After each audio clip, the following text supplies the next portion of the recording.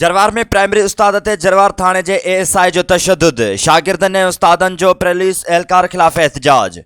जावेद बोसदार की रिपोर्ट मूजिब जरवार में गुजरल ॾींहुं जरवार थाने जे एएसआई फतह अली मशहूरी प्राइमरी उस्ताद गुलाम मुस्तफ़ा गबोल ते तशद्दुद करण वारे अमल खिलाफ प्राइमरी स्कूल दरिया खान गबोल के शागिर्दन ने उस्तादन पारां पुलिस एहलकार खिलाफ एहतजाज किया वियो।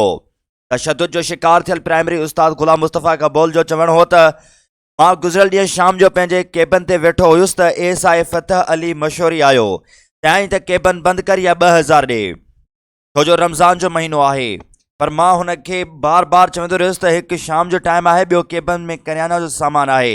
पर पुलिस एहलकार मुंहिंजी हिकु बि न ॿुधी, बिना जवाज़ मूं मथां लतनि मुकनि सां तशद्दुद कयो ऐं धकल हणणु लॻो, जंहिं सबबु पेरनि मां रतु वहणु लॻो। मूं हुन खे छॾे ॾिनो, मूं सां इंसाफ़ कयो वञे।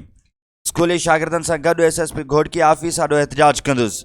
होॾां प्राइमरी उस्ताद जी तंज़ीम पेटे अलिफ़ जे अॻवान सलीम निवाज़ समय जो राब्तो करण ते ॿुधायो त असां मथां तशद्दुद कंदड़ पुलिस एहलकार ख़िलाफ़ कार्रवाई न थी त पूरे ज़िले में एहतजाजी तहरीक हलाई वेंदी।